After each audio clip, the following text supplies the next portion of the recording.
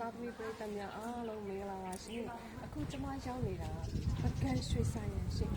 ပကံရွှေဆိုင်ရပေါ့နော်အရင်ခောက်တွေကျွန်မပကံကိုရောက်တော့ကဒီဖျားလေးကိုရောက်ခဲ့ပြီ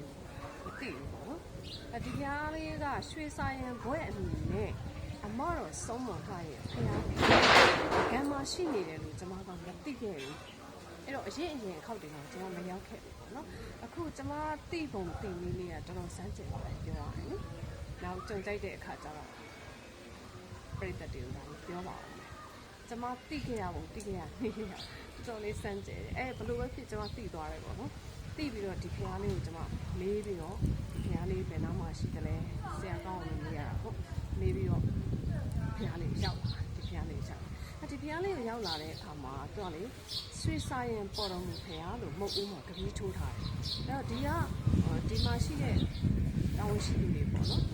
ဒီမှာရှိနေတဲ့သူတွေပြောပြချက်အရတော့ဒီဖျားကအရှင်တော့ပေါ်တော်မူဖျားအဖြစ်နဲ့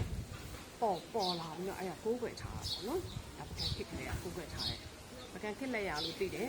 ပေါ်တော်မူဖျားကြီးဖြစ်နေကိုးကွယ်ထားတယ်တကူလည်းအရန်ကြည့်ရလို့သိတယ်ဒါပေမဲ့လွန်ခဲ့တဲ့နှစ်100ကျော်လောက်ကလို့ပြောတယ်အမတော်စောင်းမလာရဲ့မောင်တော်တယောက်ကသူ့ဘဝကိုရှောက်လာတဲ့အချိန်သူ့ကိုအိမ်မက်ပေးပြီးတော့ဒီဖျားကိုရှာခိုင်းတာပြောတယ်ဒီဖျားကိုရှာခိုင်းတော့အိမ်မက်ပေးပြီးတော့ရှာခိုင်းတော့ပုဂ္ဂိုလ်ရဲ့ပံ့ပိုးမှုနဲ့ဖျားကိုတွေ့ပြီးတော့မှဒါဒီဖျားမှာအဲ့ဒီမောင်တော်တော်ဆက်တဲ့သူကလှူတာတန်းတာတွေဖျားပြုပြင်မွမ်းမံတာတွေပေါ့နော်စသဖြင့်အဲ့လိုမျိုးတွေကိုလုပ်ခဲ့ပြီးတော့မှဒီဘွဲတော်ကလည်းရွှေဆိုင်ရန်ပေါ်တော်မူစေးဆိုပြီးဖြစ်လာတယ်ပေါ့အခုဒီဘုရားမှာဆိုရင်လေကျွန်တော်တို့ပကံခစ်ကလက်ရဗုဒ္ဓရုပ်ပွားတော်ကြီးလည်းဒီစေတော်ကြီးတွေ့မှာသတင်းသုံးလျက်ရှိတယ်ပေါ့နော်အဲ့ဒါရှေးမူလာပေါ်တော်မူဘုရားကြီးပဲအမတော်တို့ကောင်းမှုပြုခဲ့တဲ့ဘုရားကြီးပဲပေါ့နော်အမတော်တို့ဘုရားကြီးပဲအဲ့နောက်ပြီးတော့ဒီမှာကအမတော်နဲ့ပတ်သက်တဲ့နန်းတွေရှိတယ်နောက်ကလေးတိုက်နန်းလေးတွေအဲ့ဒါလေးတွေတွေ့ရတယ်ဆရာကောင်းပြောပြတဲ့တပေါင်းစကားအရာတော့ရွှေစာရန်ကဘာပြူတားမှုတော့မချော့နဲ့အဲ့ဒီလောက်အထိဒီဖျားကြီးမှာအမတော်တို့ဒီရွှေဝေကြောက်တံပရမယရတနာပစ္စည်းတွေကိုရတနာ၃ပါးကိုရှိတယ်ရှင်းပြကြည့်လို့ပြီးတော့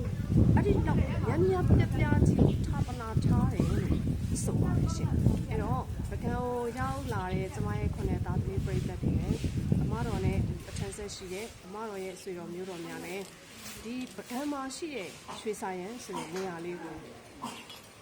သိရအောင်အမတော်ရဲ့ပဋ္ဌာန်းဆက်တွေလာရောက်ခြင်းလဲလာရောက်ပြီးသာသနာပြုလို့ရအောင်ကျမကအမတော်နဲ့ပဋ္ဌာန်းဆက်တွေခြားတယ်မှာကျမကဒါလေးကိုတင်းလေးပေးတာပါရှင်ရွှေဆိုင်ရန်ပေါ်တော်မူဆိုတာလေးကအမတော်ရဲ့ဘုရားပေါ့နော်အမတော်ရဲ့ကောင်းမှုကိုပြောပါတယ်ကျမတို့သိတာရွှေဆိုင်ရန်ဆိုတာကပြင်းဝင်အတက်နာပေါ့နော်ရွှေဆိုင်ရန်တို့မြတ်တပတ်တို့အဲ့လိုသိထားတာအမတော်ရဲ့ကောင်းမှု